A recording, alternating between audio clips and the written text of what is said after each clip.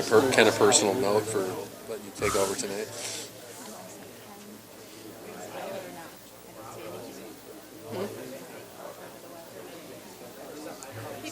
Or you can just say Ken's not.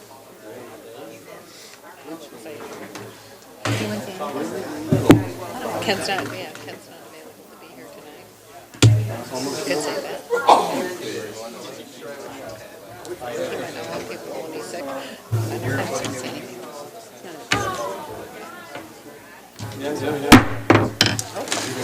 I now call this meeting of the Board of Education to order at 7 p.m. We'll take a moment of silence followed by the Pledge of Allegiance.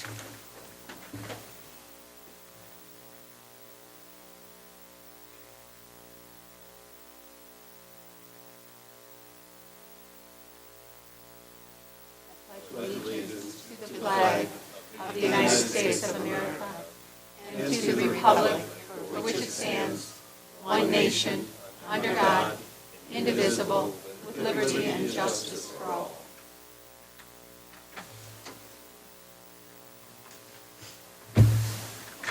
I'd like to take a moment to remind the board members to turn on your microphones and speak into them. Will you please call the roll? Mr. Dixon? Here. Mr. Rollins? Here. Mr. Scrivano? Mrs. McCulloch? Here. Mr. Siegel? Here. Mr. Connor? Here. Mr. Escobedo? Here. With 6 present, 1 absent, we have a quorum.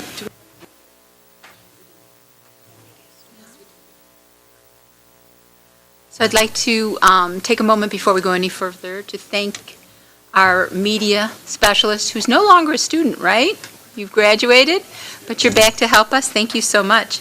And it's, I don't know your full name. Is it Rob? Last name, please? Weddle. Thank you so much for being here.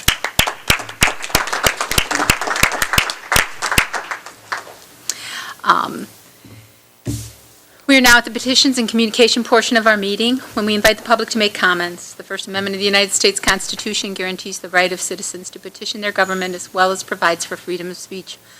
Also, the Illinois School Code requires there be a time at regular and special meetings for public comment. Thus, we are following those mandates during this petitions and communications portion of our agenda. According to Board Policy 2.230, the public comments portion of the meeting is limited to a total of 30 minutes. The board will not respond to comments at this time. If it is appropriate, you will be contacted in a timely manner by staff in response to your questions.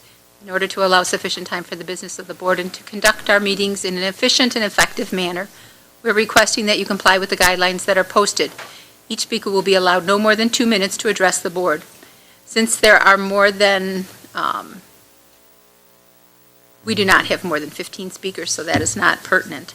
It is not appropriate to address individual board members or individual administrators or discuss matters that would otherwise be confidential in such open meetings. 2 names will be called at one time: the one whose turn it is to speak and the person who will speak next. When you are the second person, please come to the front and sit in a vacant chair. That way we'll be able to devote the maximum amount of time to public comment. If you look on the wall to your left, you'll see 2 digital clocks. One shows total time allotted to public comments, and one shows the total time for each speaker. And each speaker will get their full 2 minutes. We thank you for your interest and for your cooperation with our guidelines. The first speaker today is Prophet Yosef, and thank you. And then the second speaker is Reverend Derek Shelby.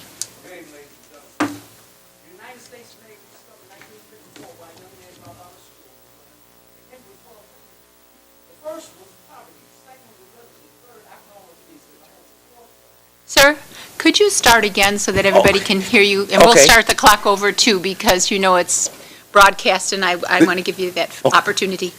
The United States Navy discovered in 1954 why young men drop out of school and join the Navy. They came with 12 reasons. The first one was poverty. 2, literacy. The 3rd, alcohol abuse in the home. The 4th, children who had to work and go to school. 5, single-parent homes. 6, high mobility rate. 7, parents who hold multiple jobs. 8, a lack of affordable transportation. Children who had to walk long distance to school. 9, children who had parents who didn't value education. 10, domestic violence in the home. 11, children who drop out to take care of their parents who had physical and mental problems.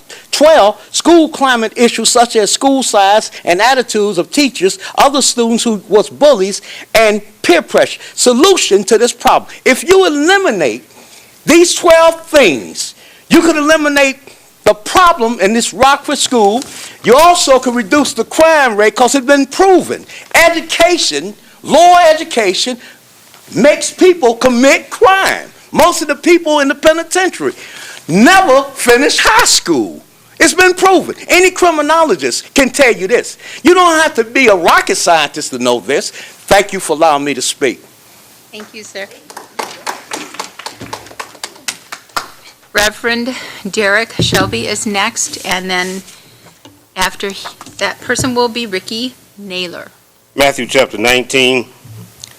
Then were there brought unto him little children, that he should put his hands on them and pray. And the disciples rebuked them. But Jesus said, Suffer little children, and forbid them not to come unto me, for of such is the kingdom of heaven. This is a wicked school board up here. As a group of devils. Y'all hate black kids and just raping our children. Segregated again. I'm heading back to federal court. That's where I'm going. Just raping our kids. They go through the people who care lawsuit. The government comes in, make them do right. He resegregates the kids, and he raping the black kids again. And 5 years in a row, he kicks out more black males than all the other males and females combined. And you gonna tell me he ain't doing that on purpose? If that was done in any other industry, they'd be fired. We want the superintendent of the Rockford School District fired. Y'all go, I got a document over there talking about he don't have no financial conflict. And his wife is getting all the jobs, Stenstrom, in the school district. That's a lie, y'all. Sir, we're not to have pointed It's in the paper. indictment of the, yes. Thank you. We want him dismissed. We ain't gonna stop till he's gone, because he don't care about our children. He's raping black kids on purpose. Sir, you're focusing on a single individual, and that is not the purpose of the comments. So I'm going to ask you to stop, please. Thank you. Thank you. Wow. Okay, what I want to say is, I mean, like, you know, I don't agree with Donald Trump a lot of times, but when he said about our patience is not unlimited, that's what we had with this school district. Now, some of these guys up here already know 5 years ago, I approached these guys and I said, you know what you guys are doing is wrong. It's not going to work. And now you guys can see now, 5 years later, this school district has only one way to go, and that's up. I mean, unless you guys want to go below where you're at right now. I mean, your own data says that you got 8,000 kids in this school district that are failing completely. So what are you going to do with those guys? What are you going to do with them? I mean, we read the paper, but it's nothing in that paper that's indicating that you still don't get it. I've been around a whole lot of school districts, and this one here is one that refuses to listen. Everybody wants black teachers. You're not going to get any black teachers. So my suggestion would be that you get as many competent black people as you can and put them in these schools. But you won't do that. You keep, every time you make up generic reasons to disqualify qualified black people. All of us up here, as a black parent, we know how to raise kids. When I go into when I work for the school district, I go in those classrooms. Those kids cannot read. Some of them even tell me, I said, why you don't do this? I say, you know what? I'm not going to do what that white teacher tell me to do. And it says, so if you're smart right now, these kids need to see more adults like them. The stuff in the cafeteria, security guard, the janitor, and all this. They need to see black people, people like them in positions of authority. You don't need to have all these endorsements and credentials and stuff to go in and work with these kids. You just need to be able to inspire these kids to be something more than what they are when they go in there. Now, if you can't do that, then you can keep on sending these guys back to school or whatever you're doing with them. It's not going to work. My time is up. Thank you, Mr. Naylor. We have Jane Hayes. Linda McNeely will follow Jane. Greetings from the retired teachers of District 205. And while we're enjoying our retirement, we're still very concerned about education in this district. After attending a special meeting provided by Linda McNeely at the City Council, I became aware once again of the need for being vigilant of the school district and leadership of our district. Impassioned minority parents, as you can tell, are outraged at the lack of their needs being met. Watchdogs for Ethics in Education still lives in the spirits of those people. Since the National Indivisible movement that watches over national, state, and civil government was engaged, people are more united than ever and ready to voice their opinions openly whenever needed. After all, politics starts locally. Teachers, paras, bus drivers, janitors are the beleaguered among us because they are unappreciated and underpaid. Many young people are avoiding going into education as a career because of this. If we truly want to make a difference in anything we care deeply about, we must realize we have to address truth to power. Our truth is that educational and equitable needs of our students are not being met, and the staff has got to have some say. If you are unresponsive to their needs, the people will rise. What happened to Brandy Brown when she supposedly tied for school board District A was an injustice, and one that still needs to be addressed authentically. It was an abysmal travesty of justice in my mind. And remember, since we 5 retired teachers from our watchdog group couldn't get the job done, we've passed the torch to the young and to the parents. And remember also that we represent truth to power and will not shut up. Thank you. Ms. McNeely, followed by Elsie Wilson. Good evening, everyone. My name is Linda McNeely. I am the alderman of the 13th Ward. I want to thank all for coming tonight for your commitment to our children and teenagers. I came here tonight on a hot, sweltering day in August to cash a promissory note, a check made payable to the students of District 205, a check that has been stamped insufficient funds. It is the same check that was carried to D.C. by Dr. King on a hot, sweltering day in August of 1963.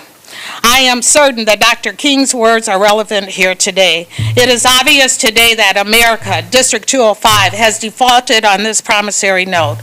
Instead of honoring the sacred obligation, America, District 205, has given the Negro people a bad check, a check which has come back marked insufficient funds. But we refuse to believe that there are insufficient funds in the great vaults of opportunity of this nation, District 205. And so we've come to cash this check. A check that will give us, upon demand, the riches of freedom through education from kindergarten through 12th grade. Now is the time to make educational justice a reality for all God's children. So I come to remind you of the words of our great president, President Obama, when he was here in Rockford to address the recipients of the Rockford Register Star Young American Award. He had used an illustration regarding technology and McDonald's. He said, see, in this new world, knowledge really is power, and a new ideal can lead not just to a new product or a new job, but entire new industries and a new way of thinking about the world. To figure this out, you'll need to graduate first. Then you'll need a college diploma. And we need to make sure that everyone in America is afforded the chance to get one of those. So we are here tonight to begin to take President Obama's advice and suggestion to make sure that our kids get one of those. We are also here to decree that the check will be cashed with or without District 205. Job 22:28, thou shalt also decree a thing, and it shall be established unto thee. Thank you. Time is up. Appreciate your comments. And Elsie Wilson, please. Good evening. I stand here very dissatisfied after reading Corina Curry's article in the local newspaper, the Rockford Register Star. Somehow this school board must become more diverse as it relates to the demographics and the makeup of Rockford's total population. Over 59% of all real estate taxes collected in Rockford goes to District 205. This alone should get real attention from the residents that live here in this city. It is troubling to know that 2/3 or 66 and 2/3% of the school population is minority. Yet the school board has 1 or 29% representation of the full board. Maybe in the near future, the school board would be appointed by Rockford's mayor with approval of the alderman. Something in this order needs to take place very soon. What you are doing is not working fast enough currently. Changes need to take place. We in this community need your help with this one. Being more diverse would be a good starting point. Thank you. Thank you to our speakers. Are there any board member comments?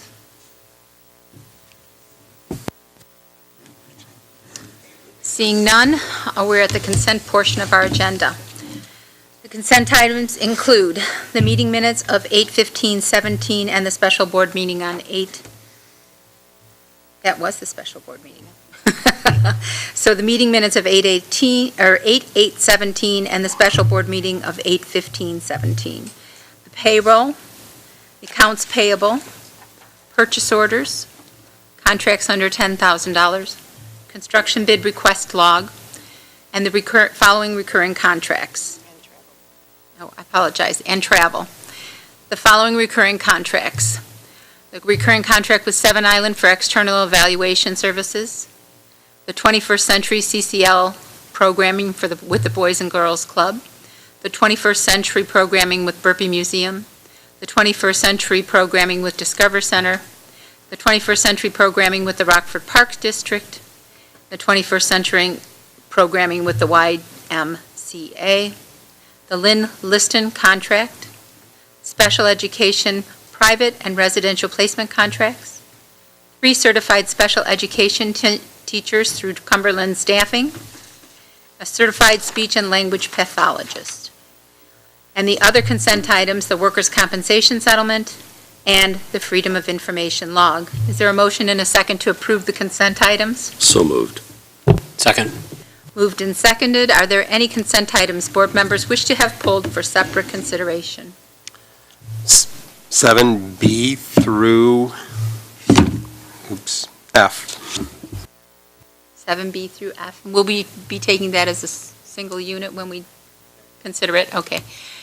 And Mr. Escobedo? 6A and 7A. I'm sorry, 6A and 7A. Okay. 6A and 7A. Any others? All right. Please call the roll on the approval of the consent items not pulled. Mr. Dixon? Yes. Mr. Rollins? Yes. Mrs. McCulloch? Yes. Mr. Siegel? Yes. Mr. Connor? Yes. Mr. Escobedo? Yes. The motion passes with 6 yeses, 1 absent. So the ones that were pulled, we'll start with the 7. It was B through F, I believe, all the recurring contracts. Oh, we have to go in order, not the order of the people that gave them to me? Okay. 6A, meeting minutes. What was the second? That's separate. Okay. So moved. Second. Moved and seconded. Any any discussion? Please call the roll. Mr. Rollins? Yes. Mrs. McCulloch? Yes. Mr. Siegel? Yes. Mr. Connor? Yes. Mr. Escobedo? Abstain.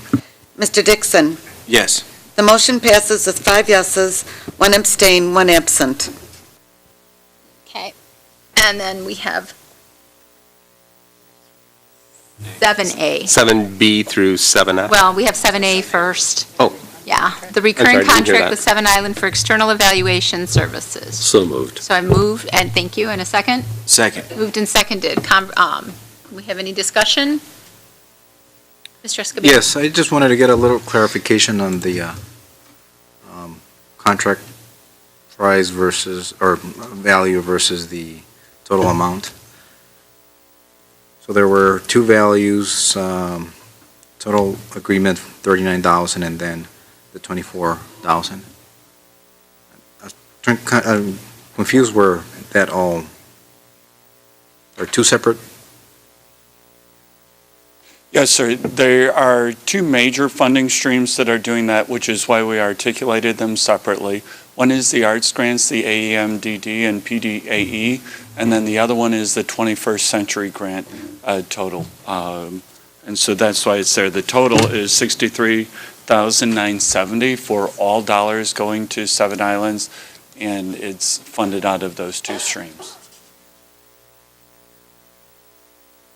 And this is for the fourth and last year of supporting the grant?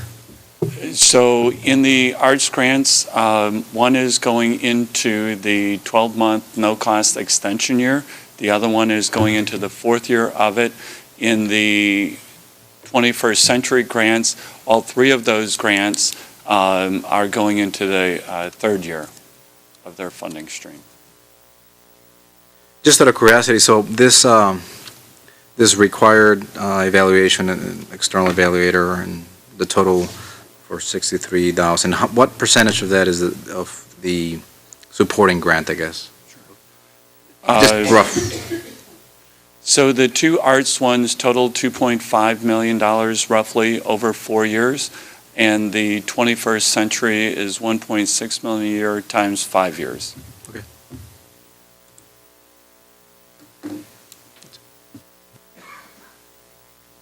See no other lights? Oh, yes, go ahead. Okay. Please take the roll call on 7A. Mrs. McCulloch? Yes. Mr. Siegel? Yes. Mr. Connor? Yes. Mr. Escobedo? Yes. Mr. Dixon? Yes. Mr. Rollins? Yes.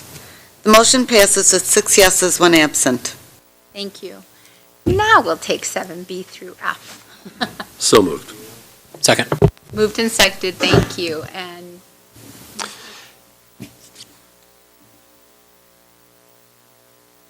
yeah.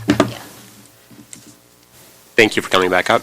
The 21st Century Community Learning Center is a program that offers educational services to students and families along the lines of, tutoring, life skills, those sort of things. Is that correct? Yes, sir. And that's offered with a number of community partners at 205 district locations. Can you tell me what locations are getting kind of maximum fill and which ones are getting maybe the least participation? Sure. Guilford High School did a remarkable job last year on offering enriching programming that interested students. Frequently, they had over 100 students, which is our goal to average. East High School did as well, so those two, I would say, were well over 100 on many, many days. On the low end would have been Kennedy Middle School, which in the spring was averaging about 23 on an average daily attendance, again with 100 available seats. Was the quality of the programming offered at Kennedy that much less desirable than the programming offered at East and Guilford? In the core academic part, no. Certified teachers lead the supplemental instruction. They have technology-enhanced services available at all of them. I think the two high schools in particular really did a sharp focus on student interest and designed programs, worked with Maggie Kemple, our 21st Century coordinator, to get community partners in to do those.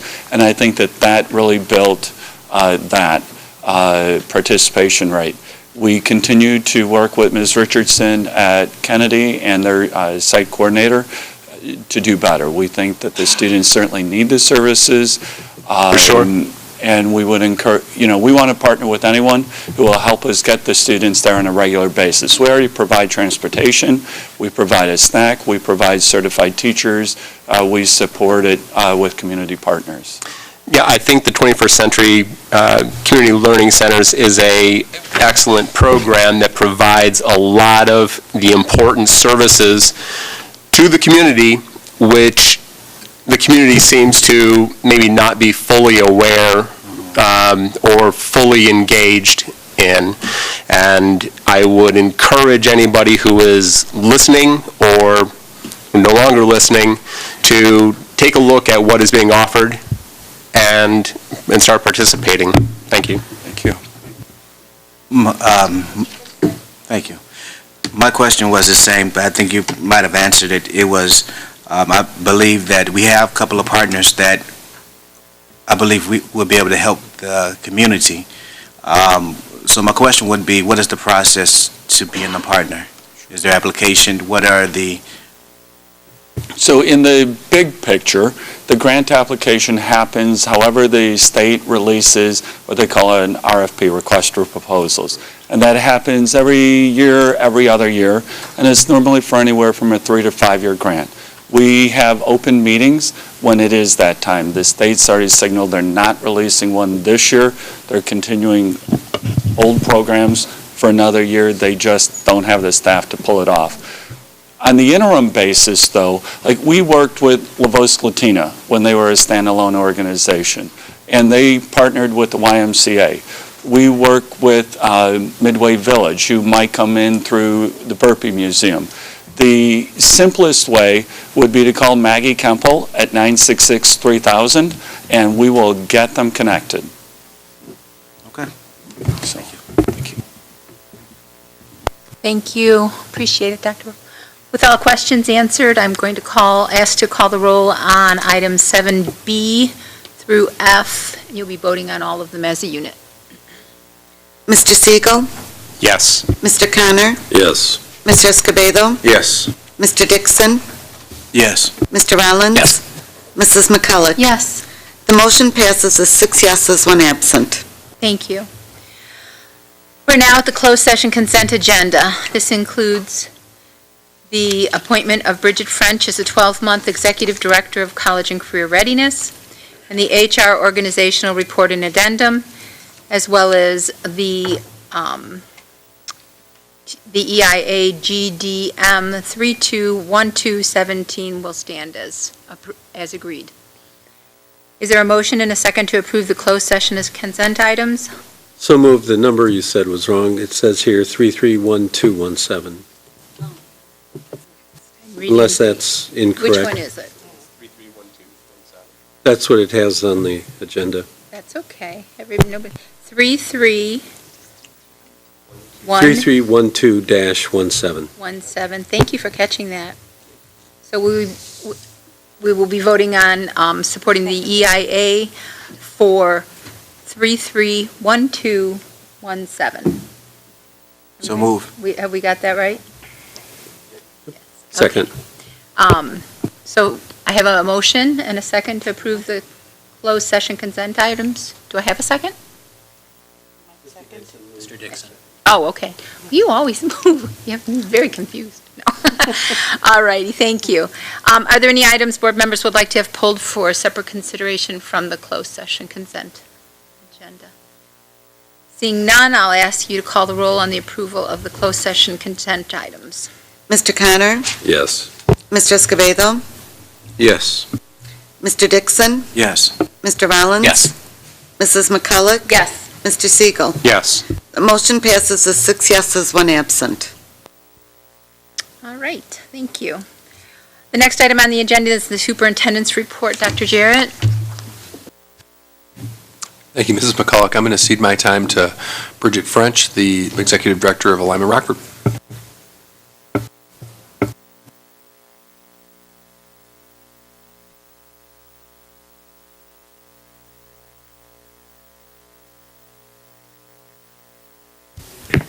Thank you very much. Good evening, everyone. My name is Bridget French. I'm the Executive Director of Alignment Rockford, and want to start by reviewing the 5 teams that align to the greatest strategic needs of Rockford Public Schools.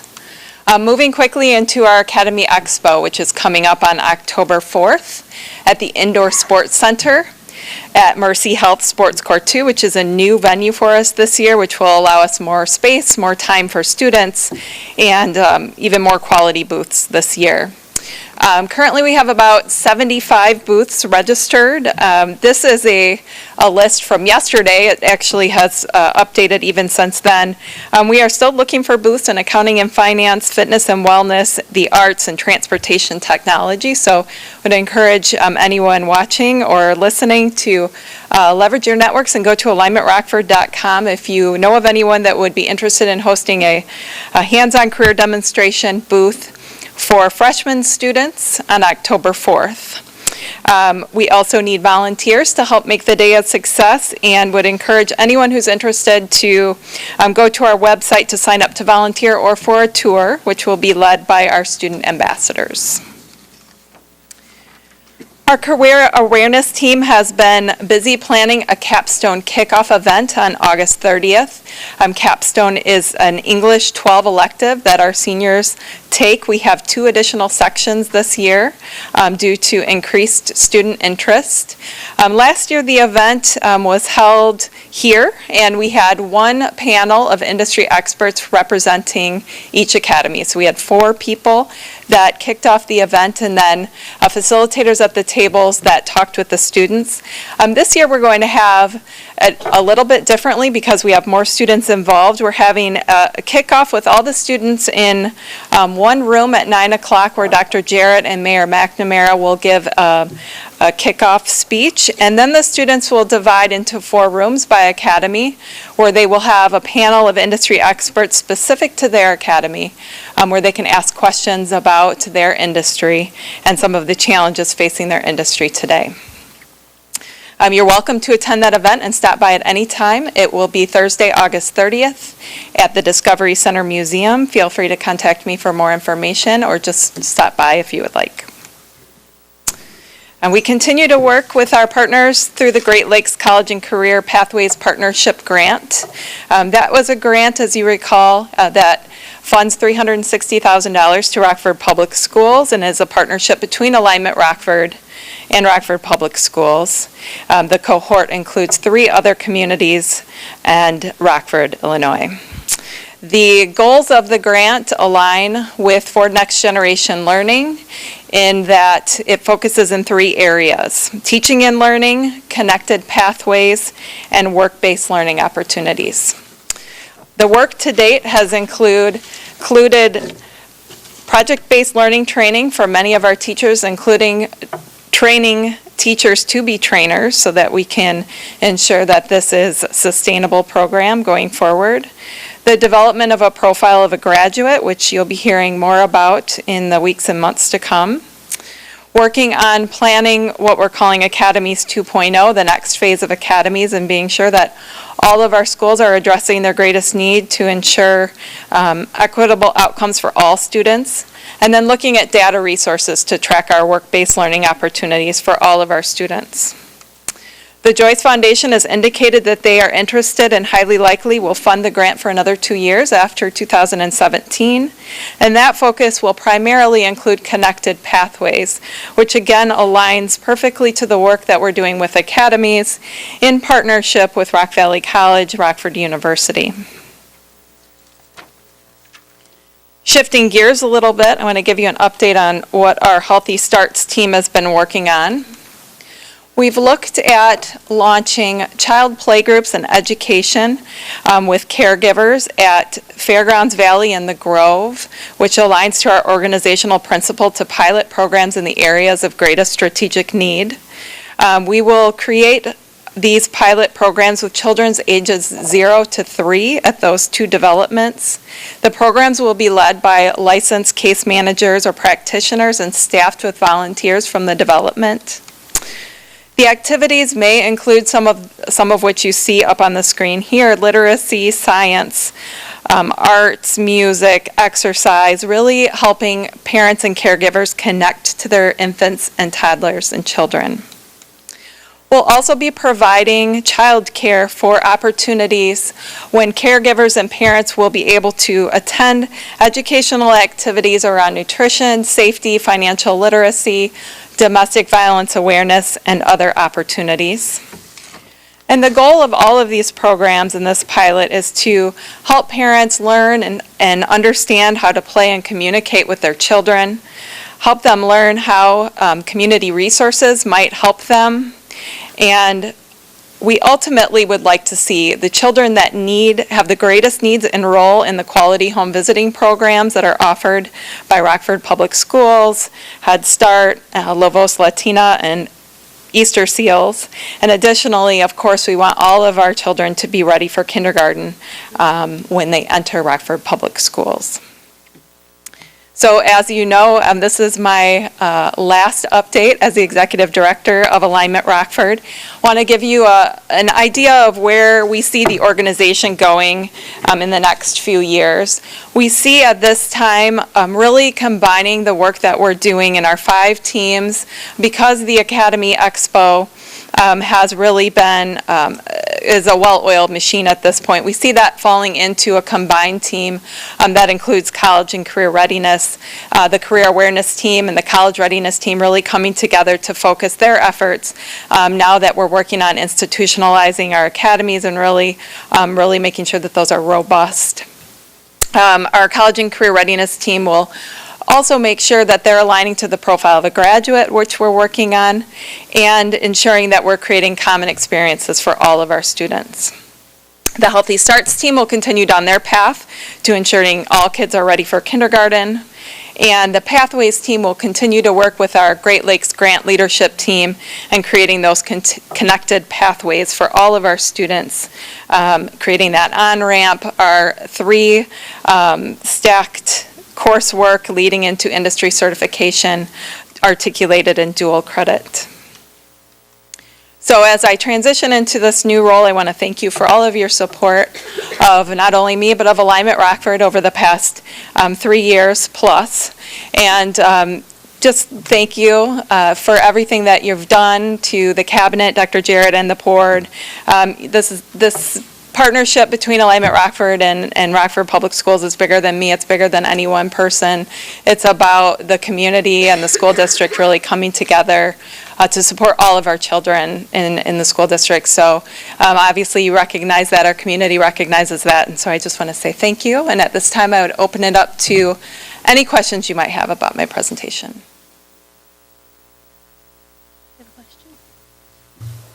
Mr. Escobedo.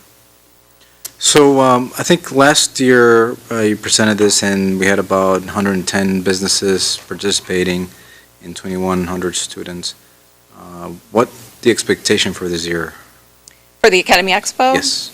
We're looking at about 130 booths. That's about 110 to 120 businesses because some have bigger booths. October 4th seems like it's kind of far away, even though it's not. So we're fairly confident that we'll get all the booths that we need, but we like to have more than we need to ensure that we can really kind of, at this point, be pretty particular to ensure that we have really high-quality booths for students to choose from. And then 2 more questions. One is with logistics, being a new venue is with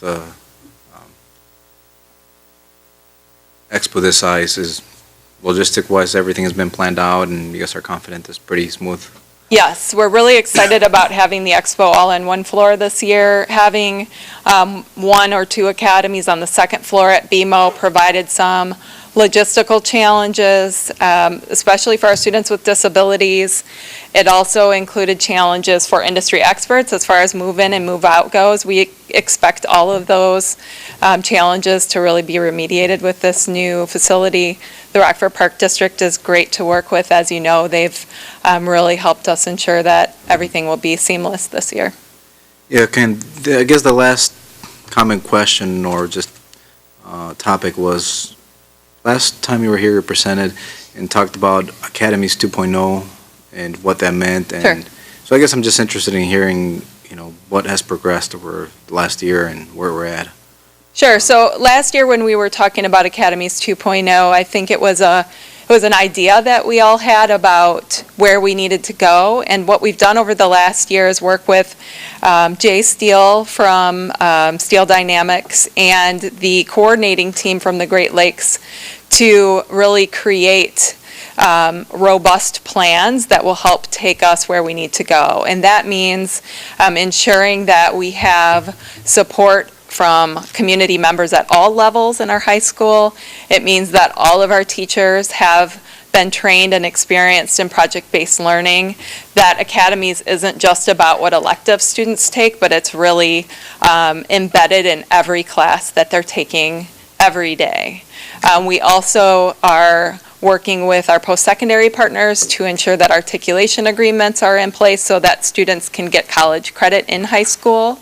And we've been working with our industry partners on identifying industry certifications that are available for students to take before they graduate from high school. So those are all things that hadn't been done a year ago.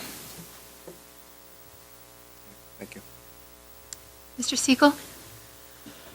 I was also going to ask about Academies 2.0. Thank you. Sure. So I guess I'll just thank you for acting as a point of contact for the community to engage with RPS 205.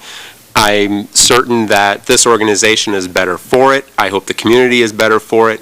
And I hope that the community continues to see their opportunities to engage in making the school district run better and making its own community run better. So thank you. Sure.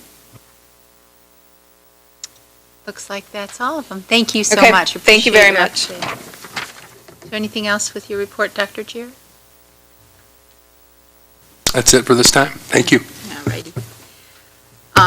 So now we'll proceed to committee reports. The first one would be Education Committee. Education Committee met in this room last Tuesday, August 15th, and we welcomed our new committee members, our community members, and those are Dr. Joan Cole, who was here a little bit ago. I think that I don't see her now. Martisha Brown, Ricardo Montoya Picasso, and Christina Peacock. And it was heartening to have so many people apply that we actually had to turn people away. So we're very grateful for the support of the community and the time they're willing to invest in that in our committee. We had two major presentations. The first one was on Elevate K through 12. If board members remember, this was a pilot program we put in place last spring, so it only was in place like the fourth quarter of the year, but it was to provide tutors, online tutors for math and reading, especially the math situation where we have a hard time getting math tutors in our schools. There were 311 students who received services. Each of the sessions were 50 minutes, and there were four students to a tutor. So some of the outcomes. The overall grade increase, the overall growth for the students participating was 4.35%, and that was just a one-quarter growth. And again, I'm talking about growth, not, their target. But 46.62% of the students who participated met their MAP growth target. And if you remember from our goals, we would like to have 60%. So and part of the issue here is, again, we did one quarter. So we will be starting at the beginning of the year this year. There was East High School did meet that MAP growth target, so they met their 60%. The K through, they had a survey for all the students, and if you're interested in the many pages of their responses, they're under the Education Committee minutes and documents that are on board docs. The plan for next year is that 8 schools will be participating instead of 11. Part of the reason for the reduction is they use their Title I funds, and so the schools get to choose whether or not that is their area of highest need. 5%, we got a 5% volume discount for having the 8 schools. And again, the sessions will start at the beginning of the year, so about week 4 in. Some of the questions asked were how were students targeted for the program, and it was done based on the MAP scores. And that there were some one of the negatives was there were some technology issues that's hopefully being addressed by having lab monitors who are able to assist, and report issues and just keeping on top of our technology. So some of the schools, by the way, Jefferson and Barber, are doing a higher ratio of students, so they're paying less for it. So they're doing a 6-to-1 instead of a 4-to-1. So that's the update on Elevate K through 8, and we'll see how that goes over the next year. The second report was on school improvement. Susan Fumo gave that. She talked about how do we do school improvement in the district, and the whole circuit of you look at student evidence, you set a goal, make a plan, monitor progress, make adjustments, repeat, and then she just kept repeating.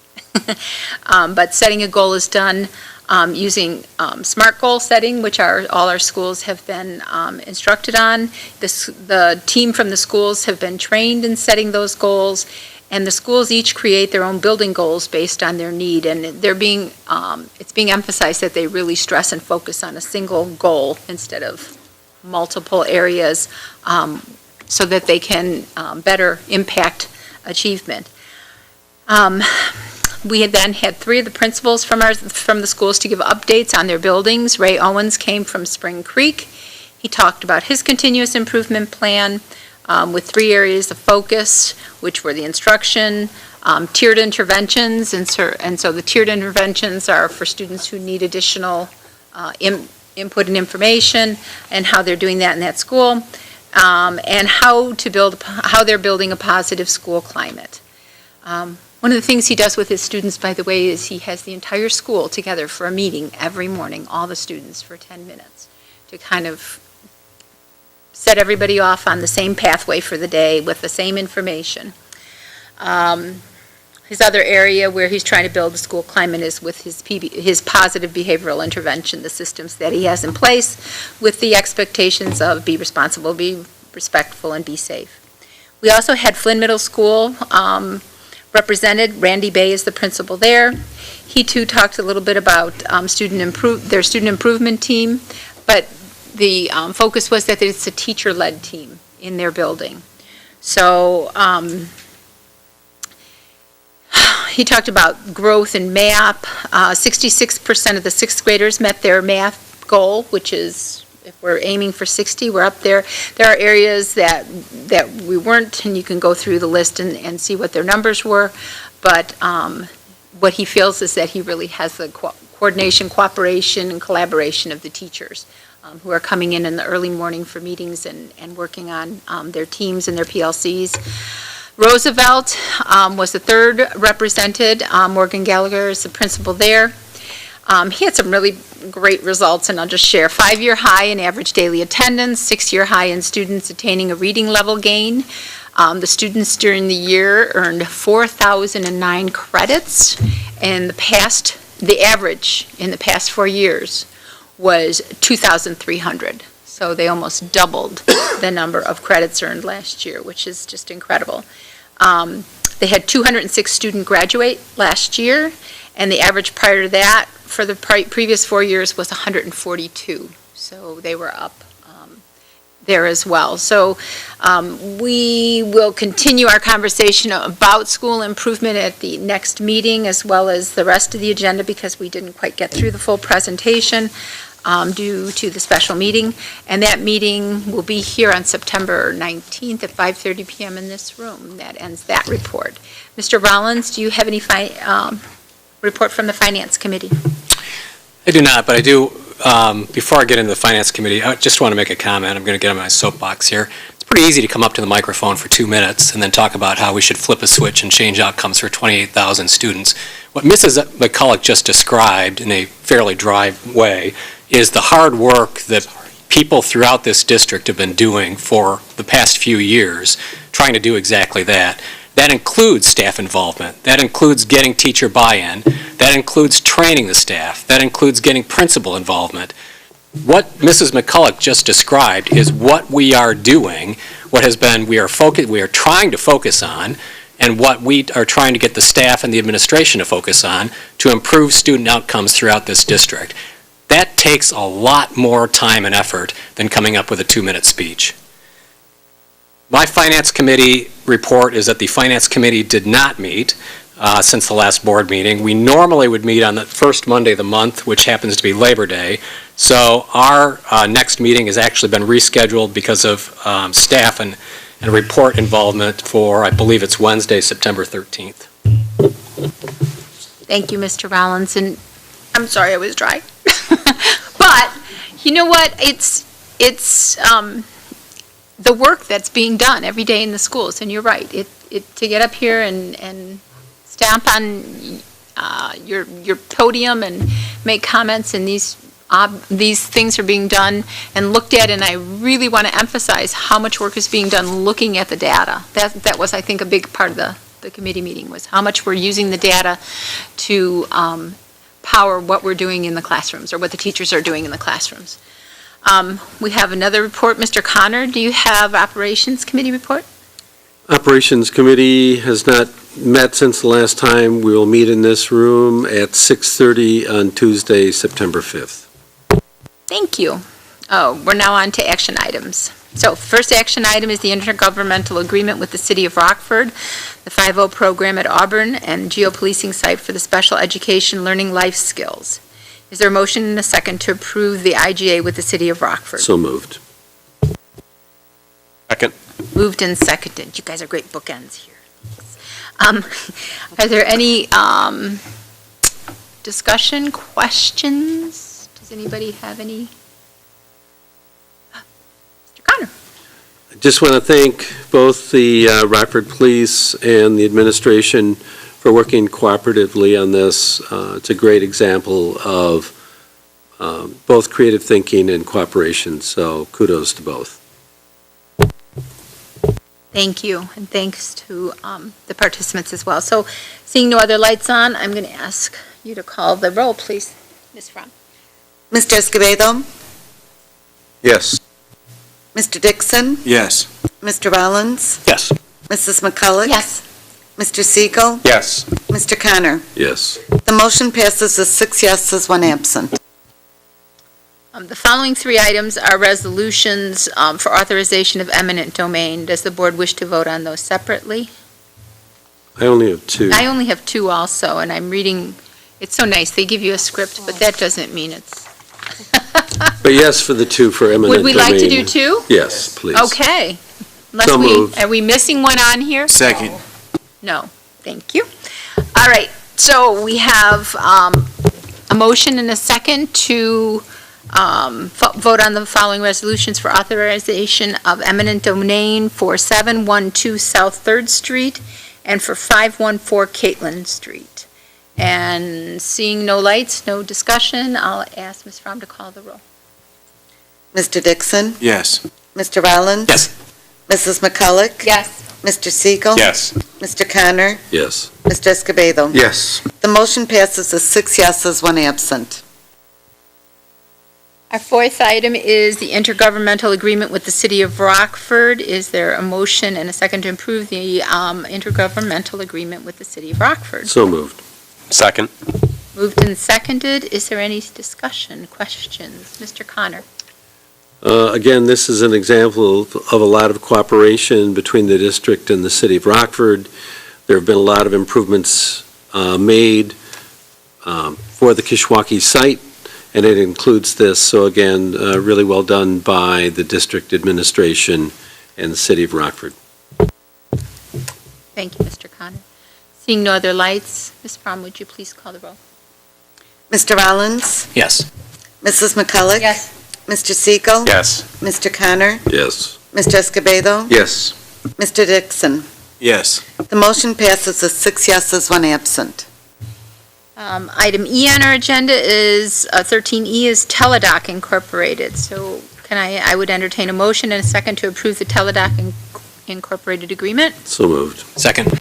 Moved and seconded. Any questions or discussion? Seeing none, please call the roll. Mrs. McCulloch? Yes. Mr. Siegel? Yes. Mr. Connor? Yes. Mr. Escobedo?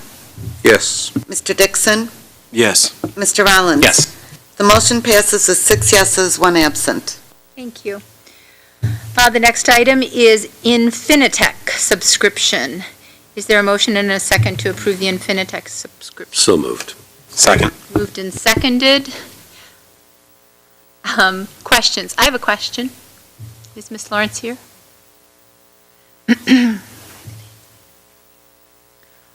So when you were here last week, you passed out a brochure with all the items that are in their lending library.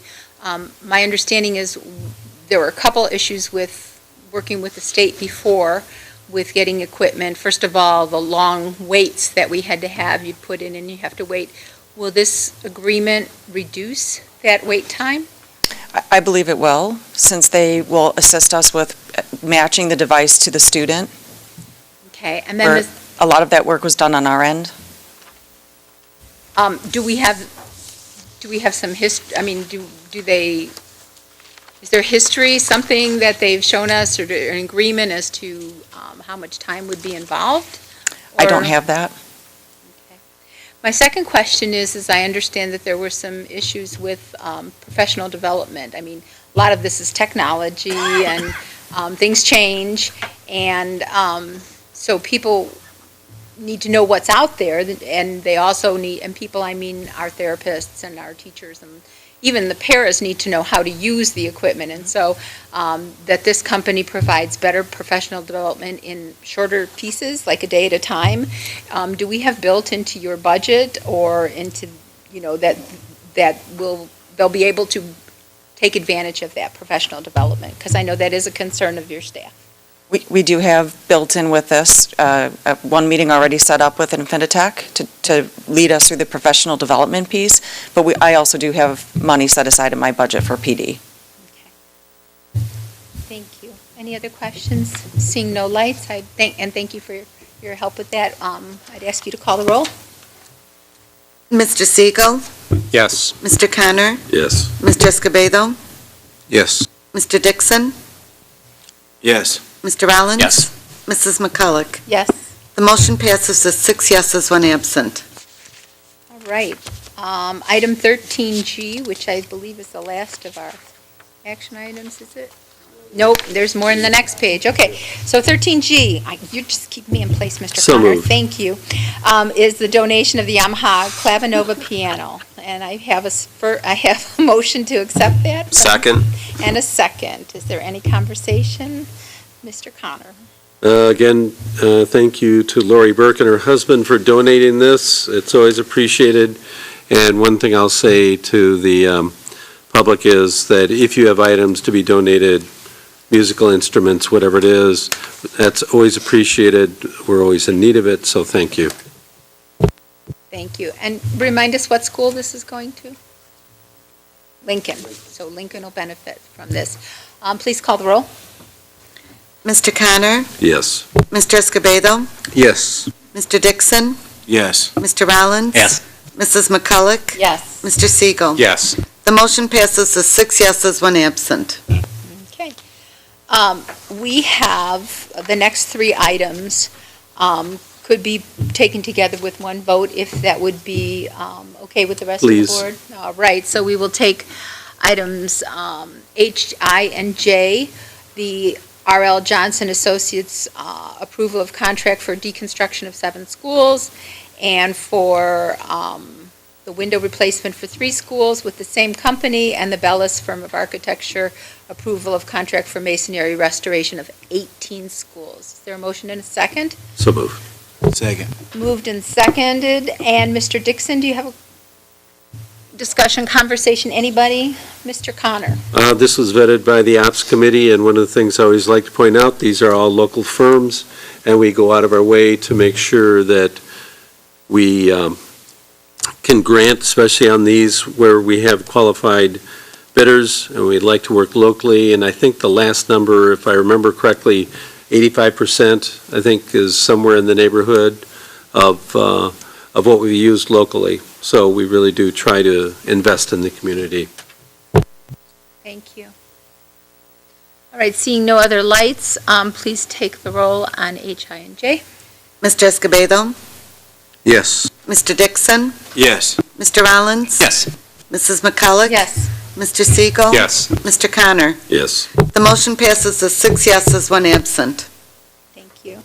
We're now on to new business. The first item under new business, Mrs. Nelson, will you be presenting that, I believe? And And this is the Center IRC for Teaching and Learning contract.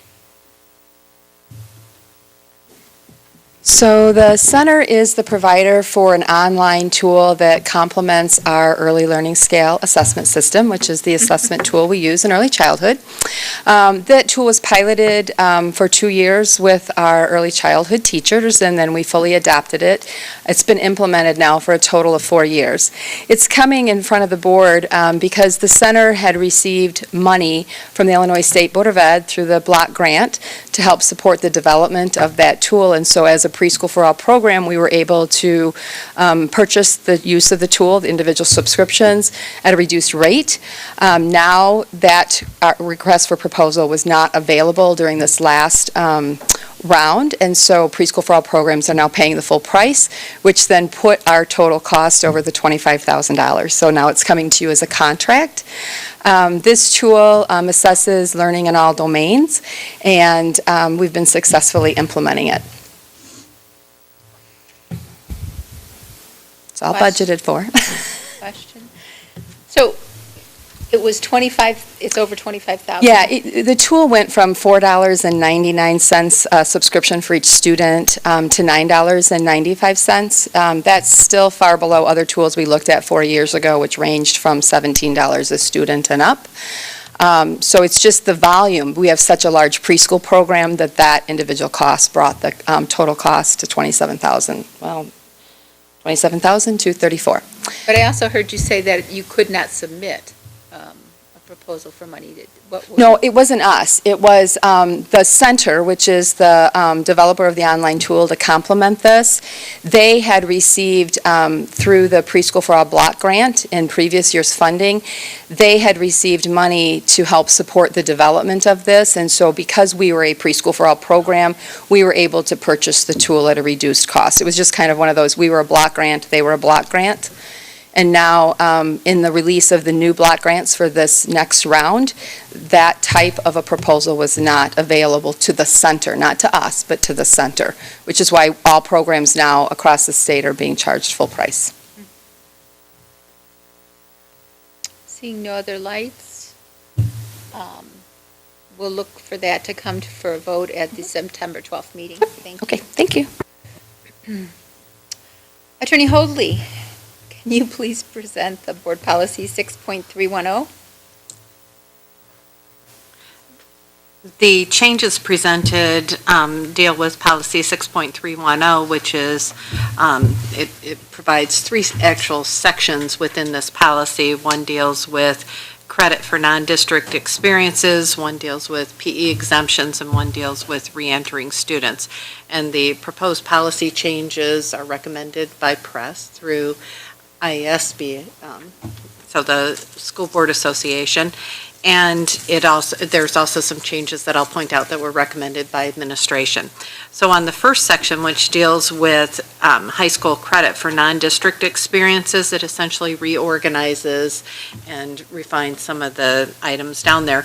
It also broadens a couple of areas. One is that our current policy limits alternative credit to those received at community colleges, and this broadens it to all colleges. So in addition to the other items there.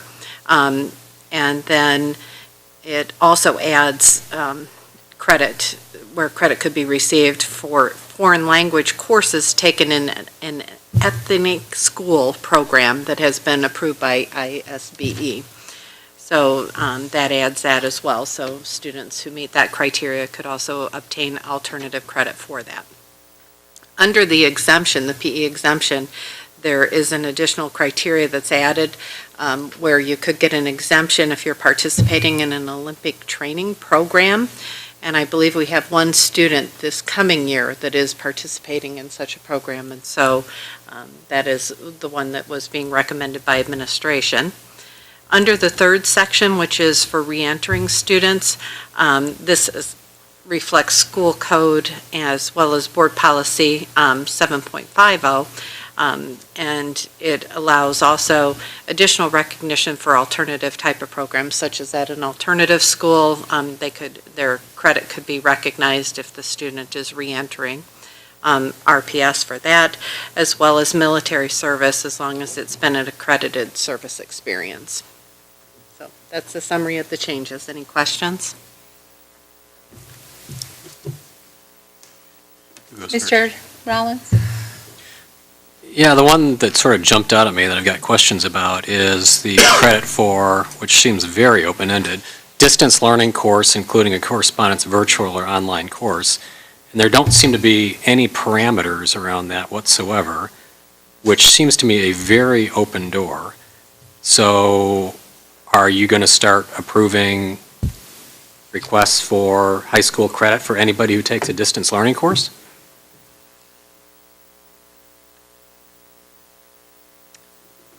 Well, in the first instance, it has to be approved by the superintendent or designee. So if you look at the bottom paragraph where it talks about it has to, for any of those alternative type of courses or credits, it would have to be approved by the superintendent or designee. But there's no standards that I can see, so how does the superintendent decide to deny credit?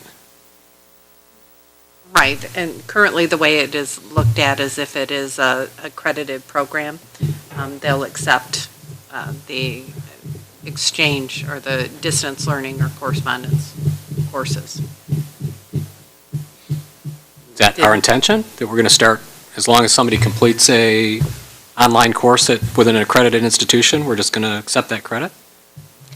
When we field these requests, and we do so from time to time, especially when students are coming to us from a homeschool program, for example, that is not accredited, what we do first is we look at, is there a similar credit that's available in our course catalog?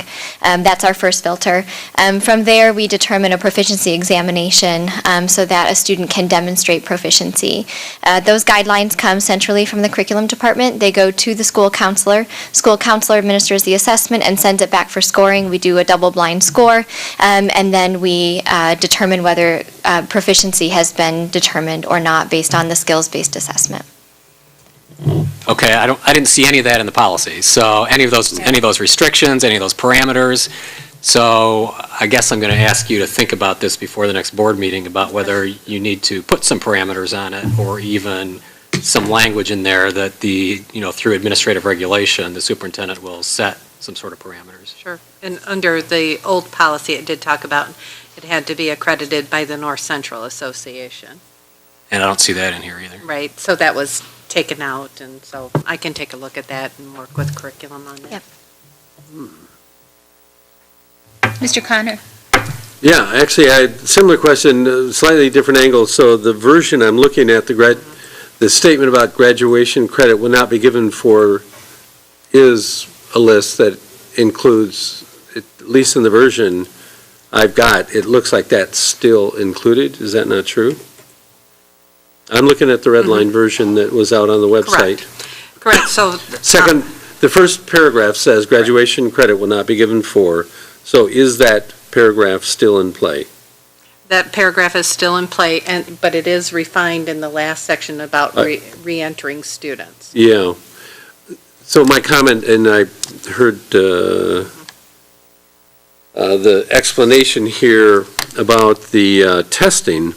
So the one thing I'll say straight up is I talked to a number of people in the homeschooling community, and I want to make sure, and whether we do it right now, I wouldn't want to slow down, because this is really, from my point of view, to go after the, especially the thing for the Olympic training, that kind of specialty. Totally understand that, but my interest is around homeschooling.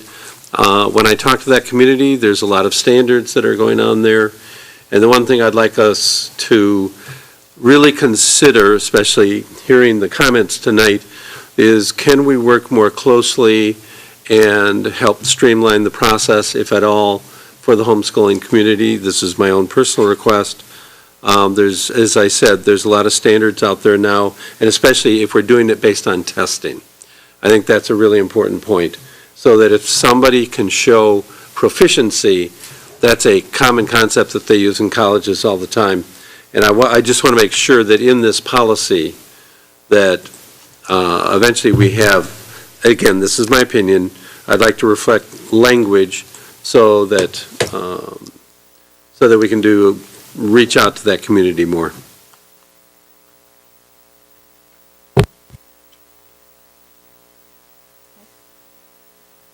Okay.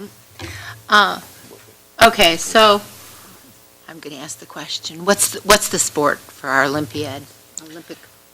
Potential Olympiad? Boxing. Excuse me? Boxing, okay, sorry. I don't read that section of the paper, and I still get the paper. All right. Thank you. Mr. Schmidt, you're up. Final item, real estate purchase 524, another one on Union Street. Of over at Kishwaukee, this will be I believe the 43rd piece of property that we need to purchase of the 52 for the new school at Kishwaukee. Okay. Any conversation, questions? If not, we'll entertain that for a vote on September 12th as well. I'm going to ask in a moment about new business, but before I do that, I want to again thank Rod for being here again, even after we do appreciate you, and it's such a pleasure to have you. Thank you, and I don't know if you're going to make a business out of this or not, but the news stations need to know how good he is at being here and talented and consistent, so thank you for that. And I know you're all going to appreciate our next meeting when hopefully Mr. Scrivano is going to be no longer under the weather. And we missed him tonight, and we wanted to let you know that, Ken. I would entertain a motion and a second to adjourn if there are no further comments or agenda recommendations. So moved. Second. All in favor? Aye. Any opposed? Same sign. No. Thank you. All right.